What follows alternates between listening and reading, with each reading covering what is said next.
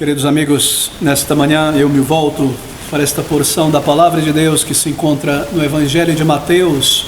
Abra comigo no capítulo de número 6, nós leremos do versículo de número 22 ao versículo de número 24. Mateus, capítulo de número 6, do versículo 22 ao versículo de número 24, estas palavras do Senhor Jesus: a candeia do corpo são os olhos. De sorte que se os teus olhos forem bons, todo o teu corpo terá luz. Se porém os teus olhos forem maus, todo o teu corpo será tenebroso. Se portanto a luz que em ti há são trevas, quão grandes serão tais trevas? Bem, o título desta mensagem e meditação nesta manhã é uma pergunta: Deus ou Mamon? A quem servimos? Deus ou Mamon? O Senhor Jesus Cristo, nestes versículos, continua a sua instrução para a sua igreja no Sermão do Monte.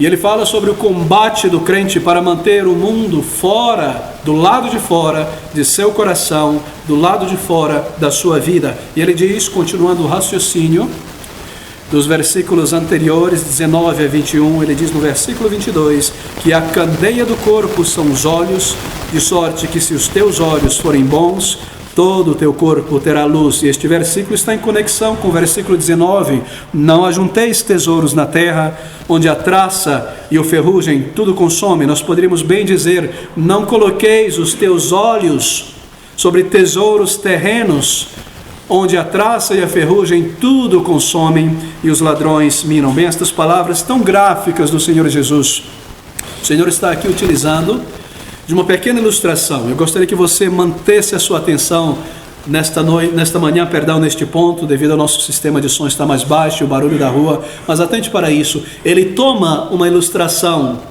que está baseada num órgão do corpo, globo ocular, os olhos, e ele diz: a candeia, o farol, a lamparina, a vela, a luz, a luminária que ilumina o corpo para dentro são os olhos. O farol do corpo que ilumina para dentro são os olhos, de sorte que se os teus olhos forem bons, todo o teu corpo será iluminado, terá luz. Queridos, a candeia do corpo são os olhos. E Deus, Jesus Cristo, Salvador, Ele passa a utilizar do olho humano como uma analogia poderosa e profunda a respeito da vida cristã. A analogia do olho sadio por um lado e do olho mau ou doente ou defeituoso por outro. Bem, quando o olho de uma pessoa, seu globo ocular, o seu olho está funcionando corretamente, você já observou que ele funciona como uma câmera, ou melhor, uma câmera fotográfica funciona como olho, não é? Você tem a retina, você tem todas as partes do olho que fazem este zoom para longe e para próximo, não é isso mesmo? De maneira que quando um olho está funcionando bem, você coloca o teu olhar sobre um objeto e as partes em volta deste objeto, no pano de fundo, se tornam um pouco anuviadas, embaçadas, mas aquele objeto que está sob o seu foco ocular tem toda a grafia específica e você o vê muito bem. Quando o olho está funcionando, a visão está funcionando dos olhos, a sua visão é clara, ela é nítida, ela é perfeita, você vê as coisas de uma maneira distinta, crisp, não é? Com aquela linha claríssima, afiada, perceptível, você vê as coisas de uma maneira muito clara. Nenhum objeto se destaca, ou é claro, ou é nítido, se você não coloca o teu olhar em cima deste objeto. Se você divide a tua visão, tentando observar, fazendo um escaneamento do horizonte, o teu olho não vê nada de uma maneira clara, específica, com detalhe. Mas se você colocar o teu olhar sobre um objeto e o teu olho está funcionando bem, então você consegue ver com clareza. Mas se você faz esse exercício de tentar observar dois objetos distantes e distintos um do outro, você não consegue observar nenhum dos dois claramente, não é verdade? Os olhos, por exemplo, além disto, são quem regulam o movimento do corpo. É muito interessante que o corpo é regulado pelo movimento dos olhos. Bem, nós temos aí o nosso labirinto, não é? Que traz este balanço e você não se sente tonto, perdido. Mas você tem o globo ocular, que estabelece o ponto de distância e a visão. Ele é tão calibrado, o olho, a pressão do olho e todas essas coisas, que o teu andar, o teu mover, balizado pelo olhar. É maravilhoso, é como se tivesse um laser estabelecendo as distâncias das coisas, não é? Tudo aquilo que o ser humano tem criado em termos de tecnologia, de aferição de medida de distância, é uma cópia, uma tentativa de copiar aquilo que Deus colocou dentro de nós. E o globo ocular é um órgão tão magnífico, eu penso ser um dos mais magníficos do corpo humano, depois do cérebro, né? É uma tecnologia da ciência do cérebro, assim por dizer. E se o olho estiver bom, você consegue fazer muitas e muitas coisas. O olho, por exemplo, como eu mencionei, regula o movimento do corpo. Você, por exemplo, para estar andando, ou tentar, por exemplo, cruzar um rio andando sobre um tronco de uma árvore, uma pequena ponte fina, você precisa fixar o olhar em um objeto, uma planta, uma flor, alguma coisa. Se você tentar atravessar aquelas pedras, aquele tronco, se você tentar olhar para a água, para os teus pés, provavelmente você vai perder o balanço. Mas se você fixar o olhar à distância em um objeto, você consegue andar com balanço e precisão e atravessar este rio. E o olho está ali para corrigir, ou melhor, para regular o seu movimento e a sua ação. Se você tenta atravessar, como eu mencionei, um objeto contínuo, mesmo uma linha no chão, se você olha para o chão, para os pés, para a linha, talvez você cambaleie. Mas se você olhar à distância com a linha em tua visão e um ponto de fuga firmado, fixo, lá na frente, então você não perde o equilíbrio, o balanço. Você precisa sempre focar o teu olhar em algo. Se você olhar para muitas coisas, tentando atravessar este rio, provavelmente você vai tomar um tombo e cair dentro da água, como talvez já tenha acontecido no passado em alguma experiência. Queridos, por que eu estou me delongando com esta ilustração? Porque o Senhor Jesus Cristo, Ele traz o objeto, a ilustração, para nós desenvolvermos em nossa imaginação o que Ele quer dizer. Claro, nós não podemos sair dos limites da palavra de Deus, mas Ele toma o globo ocular e, baseado naquilo que nós já conhecemos, nós podemos perceber o que Ele quer dizer. E é exatamente isso que Ele está ensinando aos seus discípulos, que o olho, um olho sadio, ele irá iluminar o corpo, balizar o corpo, a tua vida, o teu andar, o teu proceder. E um olho sadio na vida cristã irá balizar a tua vida cristã também. E o Senhor está ensinando isso aos seus discípulos, para que eles possam, veja você, ter uma conduta realmente de um discípulo neste mundo, ter uma conduta de um peregrino, porque um crente é um peregrino, e tudo está centrado no olhar para a nossa peregrinação. Para que o crente possa proceder como um cristão neste mundo, num mundo que é passageiro, num mundo que é mutável, num mundo que é transiente, para que o crente possa focar o seu olhar e a sua visão no céu. E fixando o seu olhar no céu, no retorno do Salvador, no seu destino final, ele possa então ter uma jornada balizada, um andar sadio e não tropeçar, e não ser levado, e não ficar confuso nesta jornada, e servir ao Senhor com clareza. O céu precisa estar fixo diante do olhar de todo o crente. O céu precisa estar fixo diante do olhar de cada cristão. Esse é um mundo passageiro. Nós temos que ter um objetivo claro em nossa vida. Nós precisamos viver e andar como pessoas que sabem para onde estão indo, cuja mente, o coração e os pensamentos, veja, estão fixos em seu destino eterno. Será que nós temos andado assim? Nada menos do que isso irá tornar a vida de um crente uma vida de significado e propósito. Ter um olhar fixo no céu, ter clareza do sentido e do propósito de nossa existência, ter um olhar fixo em nosso destino eterno como um peregrino nesta jornada, irá tornar a nossa vida uma vida de propósito e significado. Eu me pergunto muitas vezes, quando crentes em Jesus Cristo começam a reclamar de alguma maneira sobre um senso de falta de propósito ou significado, se eles não perderam de vista o alvo, se eles não perderam de vista o ponto central de sua existência após a conversão, após a regeneração. Se as suas afeições, sentimentos, teu olhar das afeições e o olhar do pensamento estão fixados nas coisas do alto, e o olho da fé está firme no céu, está firme em teu Salvador, o Senhor Jesus Cristo, na vontade dele, isto é, naquilo que ele diz, declara e ensina, isto é, então toda a tua conduta, toda a tua escolha, todas as tuas decisões na vida diária corresponderá às coisas do alto, às coisas do céu, às coisas da vida futura. Se os olhos da fé estiverem fixos no céu, nossos sentimentos estarão fixos no céu. no Salvador, nas coisas do alto. O Senhor está ensinando o dever imperativo de fixarmos as nossas afeições, meus irmãos, nas coisas do céu, nas coisas do alto. Esse é o ensino da palavra de Deus aqui. Veja o que ele diz, versículo de número 22. Se os teus olhos forem bons, se os teus olhos forem saudáveis, se os teus olhos não forem defeituosos, se eles forem fixos em um objeto, se você consegue enxergar com clareza a vida, se você consegue olhar para a vida e com clareza distinguir o ponto central da vida, do propósito e da existência, então a tua vida será uma vida cheia de propósito, será uma vida cheia de significado, será uma vida cheia de realidade e de alegria.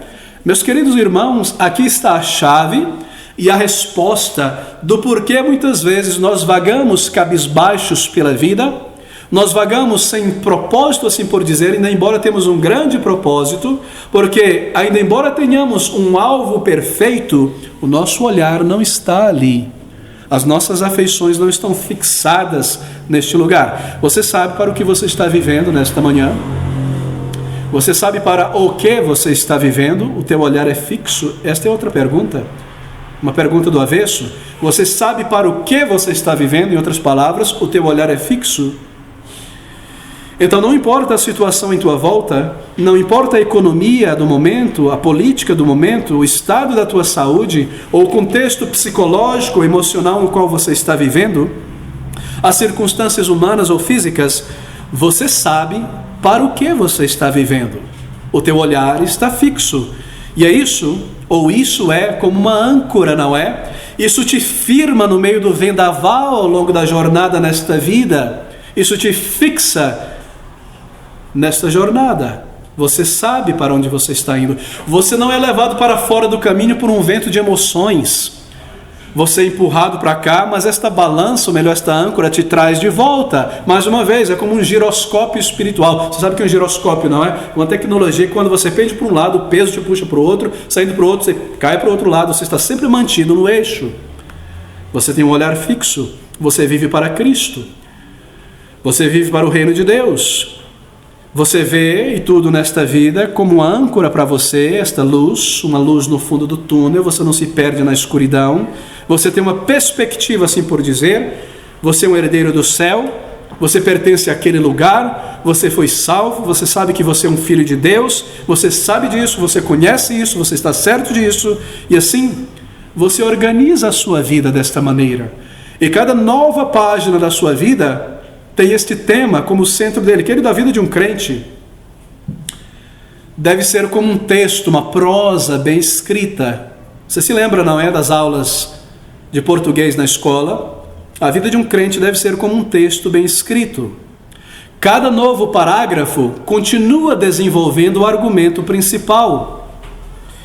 O tema principal de sua vida nunca se perde ao longo dos novos capítulos de sua história. Essa linha de raciocínio perpassa cada parágrafo e cada capítulo. É um livro consistente a tua vida. É um texto consistente. Você já leu o texto de pessoas que realmente não se exercitaram muito na escrita? Começa um negócio ali, vai para lá, vem para cá, se perde, volta uma poesia aqui, um negócio acolá. Você não vê aquela linha clara perpassando e se desenvolvendo. Ou a pessoa escreve, ela começa muito bem, de repente ela tem um galho de raciocínio que vai lá longe, já se perdeu do tronco. Isso é falta de treinamento de leitura e de escrita. E falta de revisar o que se escreveu, que é uma regra fundamental. Você revisa o que você escreveu. Mas esse é um outro assunto. Queridos, a nossa vida precisa ser como um texto bem escrito. Cada parágrafo precisa repetir o argumento principal. Cada nova página, cada novo capítulo precisa ter o tema central em vista. O tema principal de sua vida nunca se perde. Você foi salvo pela graça de Deus. Alguém te encontra hoje, conhece você, passa um tempo convivendo com você e se separa, depois te encontra 15 anos depois e te encontra com o mesmo olhar firme. Você tem um olhar fixo no Senhor, olhando para Jesus. A sua vida é com Ele, O grande dia quando você irá prestar contas a Ele, quando você dará um passo para a presença do seu Deus pessoal, Cristo Jesus, a tua vida é para aquele dia. As pessoas se conhecem hoje depois da conversão, aos 20 anos de idade, aos 19 anos de idade, e elas te encontram depois de 20 anos, na meia-idade, e você continua com um olhar fixo. Ele é o mesmo, só melhorou, só amadureceu, só está mais firme no Senhor, mais cheio de alegria, mais cheio de seriedade, de gravidade no Senhor. O seu olhar continua firme. Parece uma rocha esse homem, parece uma rocha essa mulher. Ele tem um olhar fixo no Senhor, no seu Salvador, olhando para Jesus, sempre no serviço do Senhor, a cada dia, a cada ano, a cada mês, sempre crescendo no conhecimento, sempre crescendo no serviço do Mestre, anos após anos. As pessoas te veem, elas mudam, elas se transformam, elas pulam os carnavais, elas mudam de economia, mudam de um esoterismo para outro esoterismo, mudam de uma pirâmide para outra pirâmide, de um negócio para outro negócio, elas estão de lá para cá, toda mudada. Te veem depois de 10 anos, você é a mesma pessoa, você continua firme, o teu olhar está firme, você continua um crente em Jesus Cristo. Isso é clareza espiritual, isso é clareza de propósito na vida, isso é ter um olhar sadio, um olhar fixo. A minha vida é com o Senhor, a minha vida é com o povo de Deus, a minha vida é com o seu povo e com o seu reino, na juventude, na vida adulta, solteiro ou casado, no lar, em viagem. Os olhos estão fixos em Jesus, fixos em meu chamado, fixos naquele grande dia. É isso que o Senhor Jesus Cristo está dizendo no versículo 22. Ele diz: a candeia do corpo são os olhos, de sorte que se os teus olhos forem bons, veja aí, todo o teu corpo terá luz. Uma vida com propósito e verdadeiro significado é ter os olhos fixos no meu chamado. Eu sou um crente em Jesus Cristo. Como eu posso me comportar por dias, semanas, horas, meses, como mundano? Como eu posso entregar a minha mente, o meu coração para ambições carnais e viver em torno destas coisas? Eu tenho um olhar sadio, eu fui salvo pela graça de Deus, eu não posso permitir me perder, eu não posso permitir que o meu alvo se perca, porque no momento em que este foco se perder, eu começo a zanzar como uma barata tonta, desculpe o termo, pela vida. Eu não sei o que eu sinto, eu não sei o que eu sou, eu não sei se eu quero, se eu não quero, se eu sirvo a Deus, se eu não sirvo. Eu perdi o foco, ele caiu, ele não está mais ali. Eu me esqueci que meus pecados passados foram perdoados, eu me esqueci que eu sou um filho de Deus, eu me esqueci que a minha vida irá terminar num piscar de olhos e que eu estarei com o Senhor e com toda a igreja de Cristo por toda a eternidade. Por isso eu estou assim nesses sentimentos no dia de hoje, porque eu tirei o meu olhar do Senhor. Versículo de número 22, ele diz: a candeia do corpo são os olhos, de sorte que se os teus olhos forem bons, todo o teu corpo terá luz. Bem, um crente que olha para a vida com um olhar sadio e fixo, vê a vida e vê as suas decisões e as suas escolhas com clareza do propósito da sua vida. E assim toma essas decisões com clareza do propósito da sua vida. E porque este crente tem este propósito firme, fixo, bem, isso torna então o seu caráter um caráter consistente, um caráter iluminado. A candeia do corpo são os olhos fixos, vendo com clareza o objeto da sua existência. Eu sou para Cristo, Ele me salvou, Ele é meu mestre, eu vivo para Ele. E isso ilumina minha alma, me permite escolher, decidir e andar. Isso ilumina a minha vida, de sorte que se os teus olhos forem bons, todo o teu corpo, teu comportamento terá luz, a tua vida terá luz. É o que ele diz aqui. Isso torna o teu caráter consistente, iluminado, de sorte que se os teus olhos forem bons, todo o teu corpo terá luz. Um caráter iluminado, um caráter consistente, um propósito simples, um propósito persistente de contentar a Deus em todas as coisas, de contentar ao Senhor em todas as coisas. Isso tornará o caráter consistente, um caráter iluminado. E uma vida clara, queridos, uma vida clara. Quão claro é a vida deste rapaz, quão clara é a vida desta moça. Ele está sempre servindo a Cristo, 15 anos atrás, ainda hoje. Continua amando ao Senhor, continua tirando o pé do erro, continua plantando e colhendo para a eternidade, continua vivendo para o Senhor, ele tem um foco firme, um foco fixo no que ele faz. É uma pessoa clara, é uma pessoa iluminada, assim por dizer, consistente, porque possui um propósito claro e firme diante de si, para toda a vida, um propósito celestial. Veja esse versículo de número 23. Se, porém, os teus olhos forem maus, doentes, problemáticos, todo o teu corpo será tenebroso. E assim, se portanto a luz que há em ti, ou que deveria haver em ti, são trevas, então quão grande não são estas trevas, não é? Quão grande não serão tais trevas? Bem, um olho mau é um olho, obviamente, que não funciona corretamente, perfeitamente, um olho defeituoso. Ele não consegue enxergar com clareza. Bem, a maioria de nós tem algum problema, fisicamente falando, com os olhos, não é? Hipermetropia, miopia, visão dúbia, visão torcida, visão seca, coisas como essa. Esse é um olho mau, assim por dizer. Ele não está lubrificado, ele não está perfeito, ele não está fixando o olhar, ele precisa de remédio, ele precisa de colírio, ele precisa de lentes. Mas um olho mau, espiritualmente falando, é um olho que não funciona corretamente, porque não consegue enxergar com clareza as coisas, não distingue os objetos com clareza.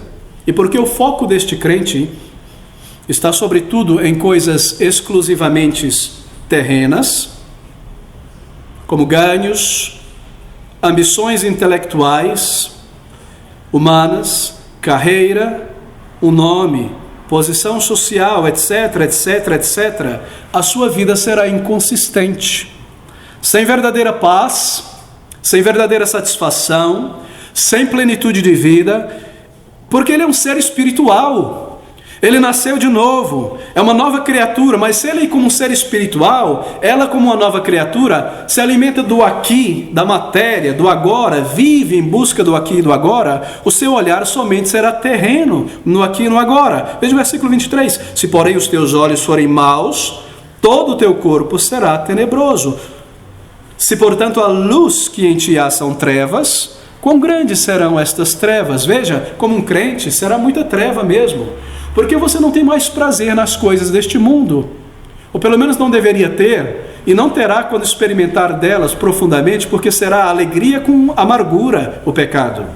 Assim você não consegue pular de cabeça no pecado e abraçar e se indulgir mesmo, porque você é uma nova criatura, tua nova natureza repudia essas coisas, e ao mesmo tempo, você não consegue viver uma vida de santificação perfeita. Por quê? Porque o teu olhar está neste mundo. É uma visão torta de alguma maneira. É uma visão doente de alguma maneira. O seu olhar está somente aqui na terra. Meu querido irmão, na conversão, você foi regenerado. Na conversão, a nossa alma foi regenerada, o espírito foi iluminado.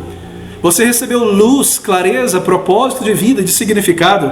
Mas se a alma do crente é corrompida, isto é, se ele tenta viver, ou sobretudo vive, atrás de coisas terrenas, um nome, uma carreira, bens, posse, conforto, o que quer que seja, é como um ser humano tentando se alimentar de capim, de grama, de mato. Ele não foi feito para se alimentar destas coisas. A sua língua não aceita, o seu paladar não aceita, o seu sistema digestivo não aceita. Ele não se sente bem por dentro comendo grama, terra. Ele não se sente bem se alimentando deste mundo. Ele é um ser espiritual, criado para o céu. Ou como se o seu alimento diário, você já passou por isso, já tentou fazer isso? Tente se alimentar de pipoca e de algodão doce por muitas horas.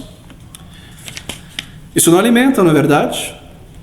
Não é apropriado para a vida. Vai te satisfazer com açúcar, né? O sal na boca, na língua por um minutinho, mas daqui a pouco você está meio tonto, meio doente, se sentindo mal, quero deitar, me traz alguma coisa, estou passando mal. Um crente que se alimenta desta vida, cujo propósito é o ganho, é um nome, uma carreira, e o seu tempo, o seu esforço, o seu suor, a sua alegria, a sua pesquisa, está tudo em torno dessas coisas, ele se sentirá mal naturalmente. No final, depois de alguns dias e semanas, ele estará meio vazio, meio atordoado. Eu não sei, eu não entendo o que estou sentindo, o que está acontecendo comigo. Se um crente que recebeu um novo organismo espiritual, assim por dizer, vive das coisas terrenas, essa alma enferma aos poucos. Aos poucos ela irá enfermar. Quão terrível será o estado de uma pessoa cuja mente está focada demasiadamente na esfera terrena. A avareza irá obscurecer a visão. A cobiça ou alguma ambição será como uma espécie de escuridão sobre a alma deste crente. E no lugar de contentamento, no lugar de alegria, no lugar de paz, de plenitude de vida, de antecipação do céu, de gozo e alegria na fé, isto é, no lugar de luz nesta vida, a preocupação, a grande ansiedade com coisas terrenas, a grande preocupação com este mundo. No lugar de saúde no corpo, assim por dizer, há mal-estar, a falta de clareza. E é isso que o Senhor Jesus Cristo está dizendo aqui no versículo de número 23. Se, porém, os teus olhos forem maus, todo o teu corpo será tenebroso. Se, portanto, a luz que em ti há são trevas, quão grandes serão tais trevas. Bem, o olho bom, queridos, é um coração que recebe a palavra de Deus com decisão irrestrita quando ouve. Isto é um olho bom. O olho bom é um coração que recebe a palavra de Deus com decisão irrestrita quando ouve. Mas a preocupação insaudável com as coisas anuvia a visão na vida. É claro que sim. E eu não tenho clareza porque as preocupações muitas vezes legítimas da vida se tornam preocupações dominantes em meu coração. Eu fui dominado aos poucos por preocupações terrenas. Eu não sei se eu vou conseguir comprar uma casa. Eu não sei se eu vou morar de aluguel a vida inteira. Será que eu vou me casar? Será que eu vou ficar solteiro por toda a vida? Será que eu vou conseguir me formar um dia na minha carreira, na minha profissão? Será que eu irei sair desse estado e passar para um outro estado? Será que eu conseguirei alcançar esse status social que eu tanto almejo? Eu não sei. Eu não estou certo. Às vezes, uma ambição forte, sempre na mente, sempre dominando a mente. E essa ambição forte se torna a catarata da mente. E eu não consigo ver mais nada diante de mim. Meu olho não é são. O meu olho se tornou um olho defeituoso. Eu não fixo mais no meu chamado. Eu não fixo mais na vida eterna. Eu não fixo mais no dever que eu tenho como um discípulo de Cristo. O meu dever, essas coisas, eu não tenho cabeça para isso. O reino de Deus, evangelizar pessoas, no momento eu estou tão cheio de preocupação, o meu olho é um olho mau. E a ambição e a preocupação terrena se tornou uma catarata na minha visão. Assim, quando cristãos, veja você, que antes tinham um olhar claro e viviam para as coisas do alto, de repente ficam subitamente confusos e incertos quanto às exigências espirituais do reino de Deus, não parecem saber se servem a Cristo ou não, se engajam com a vida do reino ou não, quando ou quando não sei, e com o povo de Deus, ou se tem comunhão com o povo de Deus ou com o mundo, eles não sabem, e a jornada cristã se torna um semáforo, não é? A jornada cristã deste homem e desta mulher se torna como um semáforo. Vermelho, verde, amarelo, vermelho. É um semáforo. Acende verde, acende amarelo, acende vermelho, verde, amarelo, vermelho. Vai do entusiasmo espiritual à completa letargia espiritual. Entusiasmo espiritual, emoção, serviço, depois mais nada, frieza, desapareci, não apareço em meu dever. Emoção, romantismo, servir a Cristo cristão, quero servir, tudo entregarei, Senhor, faz de mim um vaso de bênção. Serviço, desaparece, esqueci, não tenho prazer, não estou mais ali. Emoção, romantismo cristão, serviço, desaparece, não sabe a quem servir, perde as prioridades espirituais, se esquece do sentido de sua vida, volta às preocupações do mundo. Então tristeza, arrependimento, serviço, emoção, distração, desaparece, aparece serviço, empolgação, desânimo, vermelho, amarelo, verde, verde, amarelo, vermelho.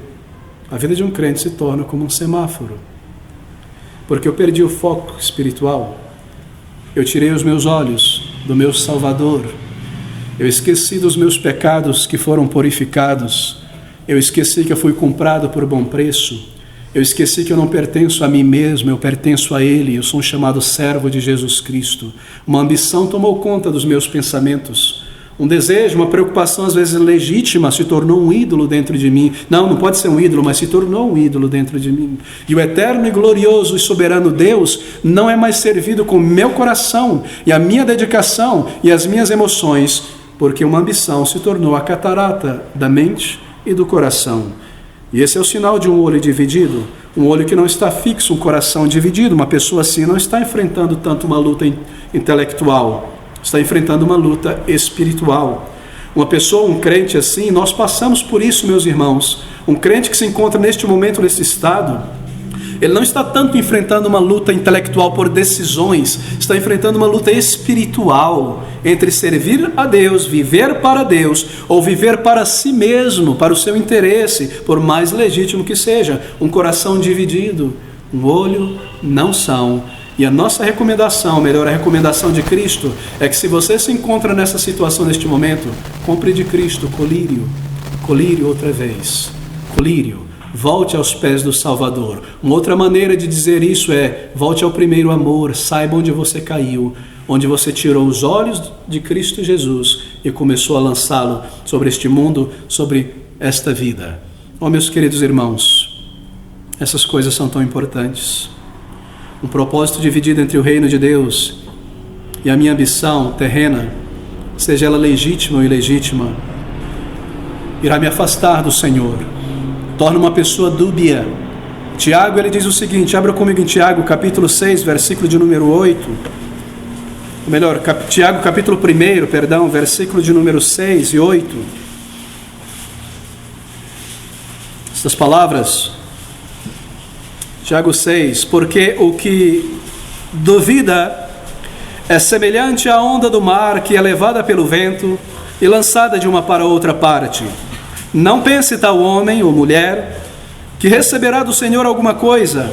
O homem de ânimo ou de mente dupla é inconstante em todos os seus caminhos, nunca tem um olho fixo, se esquece que é o herdeiro do céu, se esquece que é um servo de Cristo, se esquece que o reino de Deus deve vir em primeiro lugar. Como eu posso me aproximar de Cristo em oração, se eu venho com dubiedade? Como eu posso imaginar que eu receberei do Senhor, quando eu coloco de lado aquilo que Ele colocou diante de mim, a carreira que me está proposta? Queridos, esse é um chamado, essa é uma advertência necessária. Mas ele diz, se os olhos forem bons, todo o corpo será bom. Bem, um propósito simples, um propósito persistente de contentar a Deus em todas as coisas, tornará o caráter do crente um caráter iluminado. E a vida de um crente sincero é uma vida clara, é uma vida iluminada, porque possui um propósito claro e firme diante de si para toda a vida, é um propósito celestial. Queridos irmãos, deixe-me aplicar isso. De vez em quando, fazer um exame de vida é uma prioridade. Mais de uma vez do que uma vez por ano, mas é bom fazer uma vez no ano isso. Faça mais do que uma vez, é claro. Use o teu aniversário. Creio que celebração de aniversário, não me interprete mal, é para crianças, para um adulto. Uma ótima oportunidade para você se isolar, para você vir diante do Senhor e fazer um exame da tua vida. Confessar ao Senhor os teus pecados, contar as bênçãos, recapitular o amor do Salvador e colocar as prioridades em seus devidos lugares e uma reconsagração de vida. Faça mais do que uma vez por ano isso. Isso é necessário ser feito continuamente. Será que nós somos crentes muitas vezes que passam meses, dias, semanas, às vezes anos, isso seria trágico, na correria da vida, e nós já perdemos de vista o alvo e as prioridades espirituais, nós perdemos o caminho, tudo está fora de ordem em nossa vida. Parece que as nossas prioridades estão espalhadas por gavetas, boas intenções ali naquela gaveta, outra boa intenção de servir a Cristo ali, outra boa intenção de ler esse livro ali, outra boa intenção de conhecer as doutrinas da fé, de servir a Cristo, de estar em ambos os cultos, isso, espalhado em gavetas. Por quê? Porque no centro da minha vida a prioridade é ganho. Mas eu não amo ganho, mas a prioridade se tornou. E no centro da minha vida, a minha prioridade é essa ambição legítima que eu transformei. E 2 anos da minha vida, 3 semanas da minha vida tomaram conta. E o reino de Deus ficou em 2º lugar, em 10º lugar. Não, isso não é possível, mas isso aconteceu. E ali está. E no lugar de tomar as rédeas da minha vida com seriedade, dizer isso é possível, isso aconteceu mesmo, e eu preciso rededicar a minha vida ao Senhor, eu sigo protelando. E eu sinto pena de mim mesmo. Que bons sentimentos eu tenho de servir a Cristo. Está ali naquela gaveta, naquela outra, quando o tempo todo estou cuidando desta vida. Será que esse é o nosso caso? Se este é o nosso caso, então nós temos o olho mau, nós perdemos de vista, nós tiramos o alvo. O alvo não está mais, ele está em alguma gaveta. Nosso alvo, no futuro breve ou distante, se tornou outra coisa, se nós formos sérios com nós mesmos. O autoexame, meu querido irmão, é de fundamental importância. Será que eu fui engolido por planos terrenos nos últimos meses, anos? Será que eu fui tomado completamente por necessidades legítimas? Uma distração entrou na minha vida, ela se tornou a questão principal da minha vida, em vez de resolvê-la e tirar de lado, colocar no seu devido lugar e seguir firme. Uma distração se tornou o ponto principal da minha existência. Ou pior, prioridades espirituais, a vontade de Deus, foi sobrepujada pela busca por acúmulo, por tesouros terrenos. E muitos anos já passaram em cima de grandes projetos terrenos. E você não percebe, talvez, que o Senhor ele tenha frustrado tantas coisas para que você volte a fixar o teu olhar nele. Ou que ele te deu certas coisas quando você pediu, para que você volte a fixar o olhar nele. Mas talvez você tenha seguido em frente com mais projetos. Um autoexame, determinação de fixar o olhar em Cristo e seu reino, é uma das coisas mais importantes a ser feita com regularidade na jornada cristã. Somente isso nos preservará, queridos, de perder o foco, de perder o sorriso do Senhor nesta jornada. E evitar sermos engolidos por preocupações e ansiedades materialísticas que estão a todo momento em nossa agenda, em nossa bolsa, em nossa vida. No próximo versículo, o Senhor irá demonstrar que nenhum dos servos de Deus, observe você, pode servir a Deus e ao mesmo tempo estar cheio de ambições materiais, ou buscar o seu prazer, conforto e satisfação supremamente nesta vida, enquanto ao mesmo tempo tenta ser um crente. Versículo 24. Ninguém pode servir a 2 senhores, porque ou há de odiar um e amar o outro, ou se dedicará a um e desprezará o outro. Não podeis servir a Deus e a Mamon. Que palavras, não é? Mamon é trazido para a situação. Será que Jesus está dizendo que eu, como um discípulo de Cristo, um crente, eu estou correndo hoje o perigo de servir a Mamon? Isso não é possível, meu Senhor. Eu sou teu discípulo, eu fui salvo, eu sou um crente. Mamon é coisa da antiguidade, dos pagãos. Será que nós corremos o risco de imaginar que Cristo está falando só para os discípulos do 1º século? Mamon, o nome de uma divindade síria, o deus sírio das riquezas. No culto romano, greco-romano, Pluto ou Plutão. Não podeis servir a Deus e a Mamon. Todavia ninguém serve a riqueza. Ninguém serve a riqueza, mas sim serve a uma cobiça pela riqueza. Os discípulos do Senhor Jesus não eram ricos. Como ele pode estar dizendo para eles, não podeis servir a Mamon? Aqueles homens e mulheres eram trabalhadores braçais.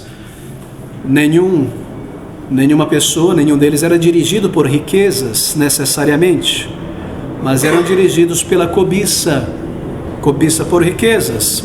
Assim, Mamon é melhor entendido como a cobiça por bens ou posições, qualquer que seja o nível. Mamon representa isso: cobiça, ambição material, um nome, um status, bens, um ambiente de super conforto, sempre estar ali, um status social. Todos nós precisamos dessa advertência. Não podeis, diz o Salvador, servir a Deus, Jeová, e a Mamon. Todavia ninguém serve, não é? A riqueza. A cobiça é muito sutil. A cobiça pode se desenvolver mesmo na pobreza, e na pobreza extrema. Ela está entre o rico, entre a classe média, A, B, C, D, E, entre o trabalhador, todas as classes. Cobiça, meus queridos irmãos, é um tipo de câncer espiritual. É uma enfermidade espiritual que domina uma pessoa. Porque veja, o câncer é assim, uma pessoa pode apresentar ou aparentar boa saúde, não é? Quando está com câncer, sem saber. Enquanto um câncer se desenvolve ali. A cobiça, a ambição por bens, por coisas, é um tipo de câncer espiritual, porque consegue conviver facilmente com uma grande demonstração de piedade. Consegue conviver plenamente, assim como um câncer num corpo que parece saudável. A cobiça, a ambição não aparenta a feiura escancarada da imoralidade, por exemplo. Não é? Não pode ser vista com facilidade. A cobiça e a ambição é um mundanismo respeitável, é quase louvável, não é? A cobiça e a ambição, muitas pessoas que por via de sutileza torna-se mais perigosa do que outros pecados. Ninguém, diz o Salvador, pode servir a dois mestres. Isso se torna muito claro quando nós entendemos o termo que ele utiliza no grego. No grego, servir vem da palavra do leim, doulos, que é literalmente escravo. E o grego para senhor é soberano, kyrios, soberano, escravo de um soberano. Não podeis ser escravos, servos de Deus ou das riquezas. Um homem simplesmente não poderia ser um escravo de dois senhores. Você poderia ver ele andando atrás de dois senhores, mas logo que um senhor fosse para um lado e o outro para o outro, ele teria que seguir o seu senhor. Não podeis servir a dois senhores. Tentar servir a dois senhores é um esforço dividido, é um olho dividido, resultaria em tristeza intolerável para a pessoa. Para resolver o seu problema, eu não consigo servir a Deus como eu tanto desejo, e eu não consigo ganhar o mundo como eu tanto desejo, e assim uma tensão muito grande, terrível se forma nessa alma, que começa a enfermar a alma. Não podeis servir a dois senhores.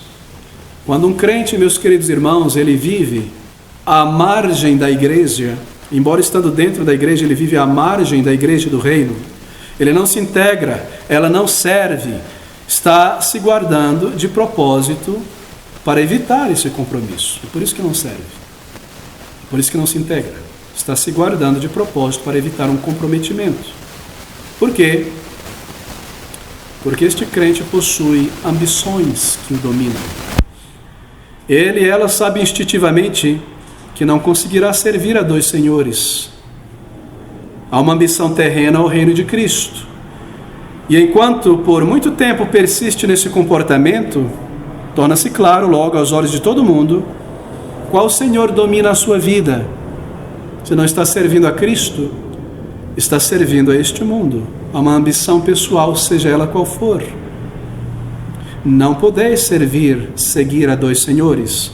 A tensão psicológica que se irá se formar num crente assim, na alma de uma pessoa que deseja servir a Deus, e ao mesmo tempo tem uma ambição material, uma cobiça por bens, status elevado, conforto, bens, nome, carreira, é uma tensão muito grande. Eu tenho observado isso no passado. A pessoa se torna uma pessoa estranha, porque ela está dividida, ele está dividido. As palavras, as ações logo mostrarão que se tornou uma pessoa, ou melhor, que um senhor se tornou senhor da vida dessa pessoa. As palavras, a conversação, logo mostrará quem é o senhor, quem se tornou senhor desta vida. Sua conversação irá mostrar isso. Ou um mestre ou outro irá ganhar na estima da pessoa, ou Deus ou Mamon. Isso é tiro e queda. E em um determinado momento, depois de muito tempo nessa tensão de servir a Cristo ou ao mundo, a alma fica muito conturbada nessa divisão de estimas, e por amor a um senhor, a pessoa irá mostrar que odeia o outro senhor. Se ama a cobiça por ter, por possuir, aos poucos irá mostrar desdenho pelas coisas de Deus. Desdenho pela igreja, desdenho pelo pastor, pelo irmão, pelo diácono, pelo reino, pela obra, irá mostrar nas palavras, na atitude, em comentários com o marido, com a esposa, com o filho, com o amigo. O desdenho se mostrará, a ironia, o cinismo, a crítica aparecerá. Eu sei que eu só posso servir um Senhor, e nessa minha tensão do mundo e do reino de Deus, eu vou começar a odiar um naturalmente, para poder servir ao outro. Até o ponto de que estará disposto a abandonar um para seguir o outro, e longe da igreja estará, e longe do reino, porque o seu coração já se afastou. Ou mesmo trair um Senhor para servir o outro Senhor. Isso é ilustrado na Bíblia, meus queridos irmãos. Pense sobre Judas Iscariotes. Acaso não foi Mamon que conduziu Judas a entregar Cristo a seus inimigos? Mateus capítulo 26, versículo 14, nós lemos essas palavras tão sérias e tão tristes. Então um dos 12, chamado Judas Iscariotes, foi ter com os principais dos sacerdotes e disse: que me quereis dar, e eu vos-lo entregarei. E eles lhe estipularam 30 moedas de prata. Terrível, não é? Isso irá acontecer com você no momento em que seu olhar perde o ponto central da sua vida, a sua visão se torna doente. Logo você saberá que não pode servir a dois senhores. Neste combate psicológico e emocional, um dos dois naturalmente vencerá.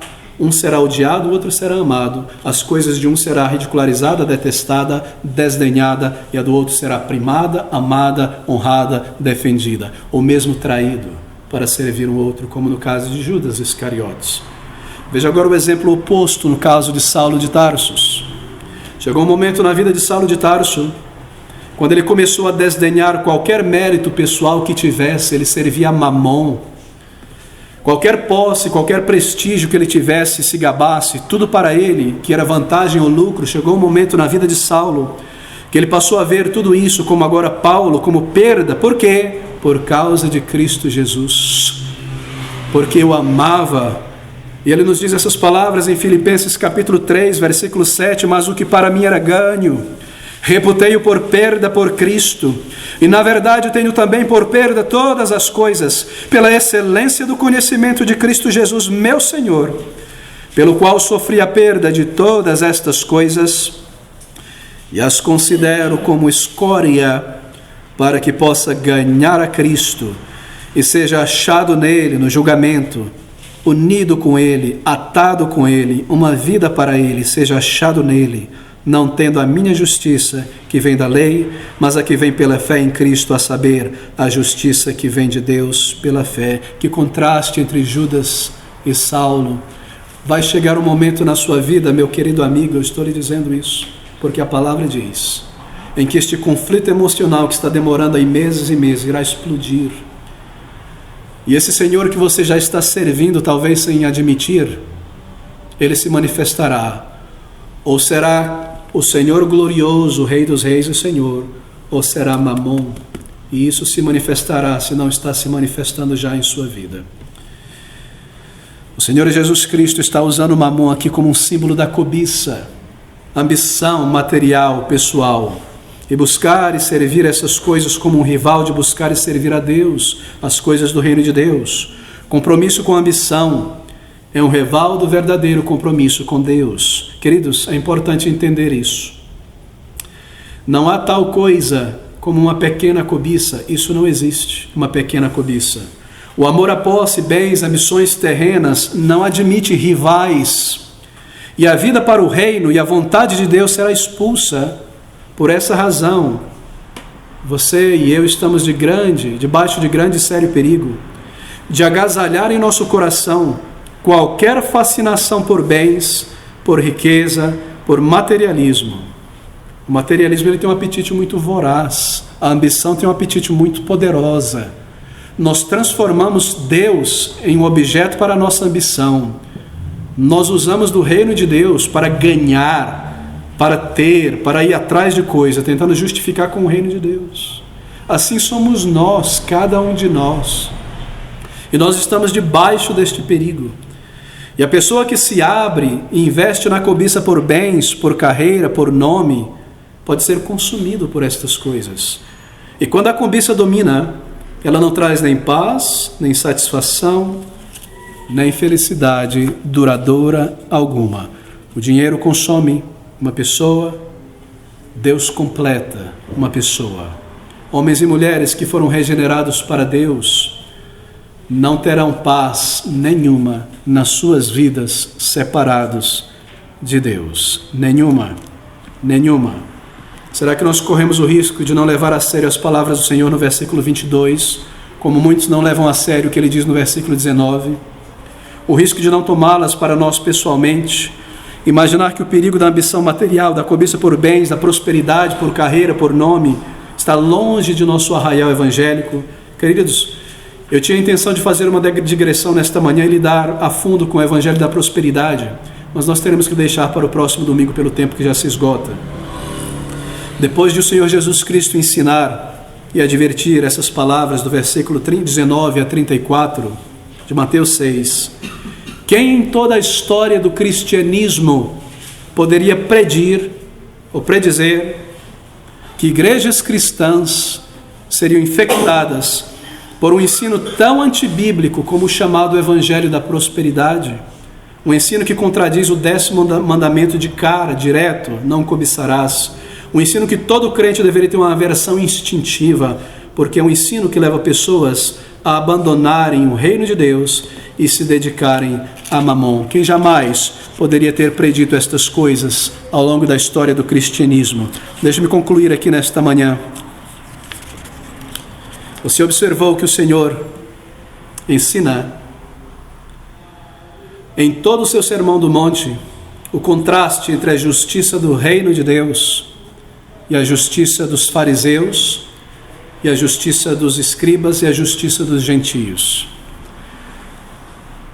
Com a hipocrisia dos escribas e fariseus, ele contrasta o verdadeiro reino de Deus e com a ignorância dos gentios. Os escribas e fariseus praticavam a sua religião como um palco para sua autoprojeção. Os gentios eram ignorantes da verdadeira religião e usavam a oração como mágica e Deus como uma força mística que poderia ser controlada. E a igreja, ou o templo, como uma espécie de cassino religioso para ir buscar uma bolada. Deus como uma energia que podiam manipular de alguma maneira. A nossa fascinação por bens no meio evangélico, por riqueza, por ter, por possuir, como se vê no meio da teologia da prosperidade, do evangelho da prosperidade, é outro caso em que nós precisamos evitar a loucura dos gentios, que mudaram a verdade de Deus em mentira, adorando e servindo a criatura, em lugar do Criador, o qual é bendito para sempre e eternamente. Buscar a Deus por coisas e prosperidade é mudar a verdade do cristianismo em uma mentira, adorando e servindo e buscando a criatura no lugar do Criador, o qual é bendito para sempre e eternamente. Muitas vezes nós pensamos sobre Romanos 1 e aqueles versículos tendo foco no homossexualismo, colocando apenas o foco naquilo, mas esse é um versículo que fala sobre pessoas que tiraram o foco do seu Criador e o resultado extremo foi aquele. Mas um outro perigo é o que nós vemos em nossos dias, onde homens e mulheres abandonaram o temor a Deus e Deus os entregou às concupiscências do seu coração, para a avareza, ao ponto de entregarem as meias dos seus pés, os anéis dos seus dedos, as geladeiras das suas cozinhas a homens avarentos, a serem entregues ao erro e à mentira, porque abandonaram a Deus para serem dissipados dos seus bens e experimentarem em seus corpos, em suas vidas e suas famílias o prêmio da cobiça e do amor por Mamon. E nós chegamos a este ponto. O Senhor fala sobre um olho bom e um olho mau. Se uma pessoa ama a Deus, ela irá mostrar isso sendo uma pessoa devota, consagrada a Ele. Irá colocar todas as coisas a dispor do seu Deus, seu dinheiro, seu tempo, seus talentos, sua família, o domingo, o seu sofá, o seu talento, o seu conhecimento, o seu intelecto, o seu conhecimento, o que é que você tem, a sua formação, o seu corpo, tudo estará à disposição deste Senhor, será para Ele o teu suor, o teu fôlego, a tua vida. Ele é Kyrios, Ele é Senhor soberano, Ele é o Deus verdadeiro, Ele é o Salvador, Ele nos chamou, Ele nos transformou, Ele nos deu vida. O seu corpo, a sua vida estarão à disposição do Senhor. Nada escondido, nada reservado para si mesmo. Amar a Deus requer serviço, meus queridos irmãos, mesmo sacrifício e abnegação, requer um olhar fixo no Senhor em cada etapa da vida, requer uma história consistente, sempre olhando para o alvo, para o Senhor. É bastante claro que amar a Deus não é meramente uma questão de emoções, mas uma questão de mente, de coração, de alma, de entendimento, de todas as suas forças. E eu concluo nesta manhã com estas palavras do Senhor Jesus Cristo, onde Ele diz, lá na frente, Mateus 22:37, Jesus disse-lhe: amarás o Senhor teu Deus de todo o teu coração, e de toda a tua alma, e de todo o teu pensamento. O Senhor nos abençoe, que Ele aplique estas verdades, que Ele nos restaure, que Ele nos chame de volta e nos coloque nos trilhos da fé agora, mesmo hoje, para uma vida cheia de gozo e alegria, uma vida frutífera, uma vida para o seu reino.